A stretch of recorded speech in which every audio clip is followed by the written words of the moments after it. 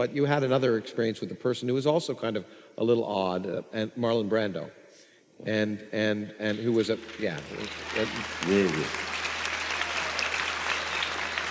and that's less painful because Marlon, I know you love Marlon and you I admired worshipped him, yeah, and I still do. And I'm still very close with the family. And Marlon became, again, like Hunter, although he didn't make me shoot a nitroglycerin propane tank. But Marlon and I met over the phone because I wanted to do Don Juan DeMarco with him. And thank you. So we met over the phone. We spoke for 3 hours on the telephone. I was in New York. He was in Los Angeles. I went back the next week. He invited me for dinner. We sat and we talked, and it was we connected on many levels, especially the fact that no one wants to be a novelty. But one of the things that happened was I asked him about. There was a quote by William Saroyan that basically it's a quote. It's a preface of "In the Time of Your Life," the play, which the play I don't read the play. Read the preface.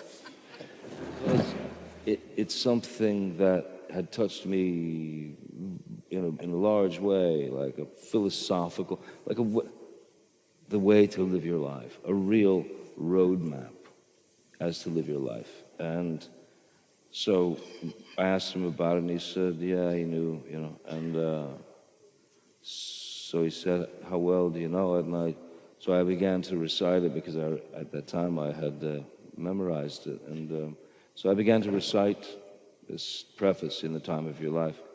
And I got to a certain point, and he finished it. Oh. Verbatim. And I was somewhat stupefied. I said, that's incredible. And I pulled out my wallet, and I said, I've carried this dog-eared thing that I had ripped out of a book. I've carried this for years in my wallet. And he said, hang on a second.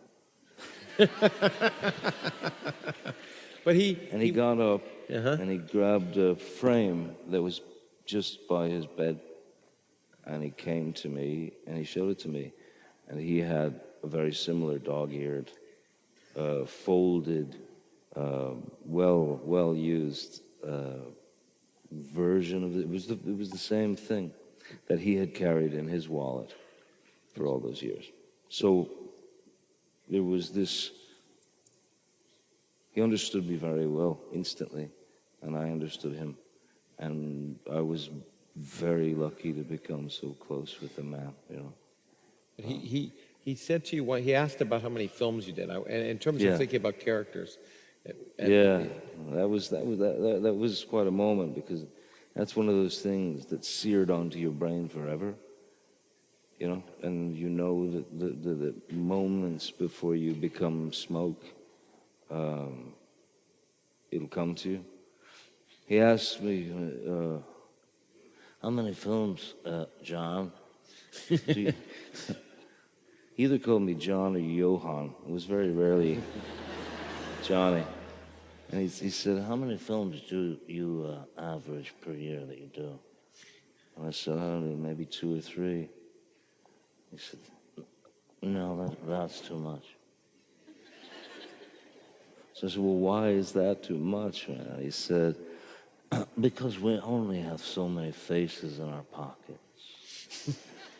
We only have so many faces in our pocket. You've had a lot of faces, and I want to spend the last few minutes going through some of the faces. Unfortunately, because of my madness, I feel like there's still a lot of faces in my pockets. Yeah.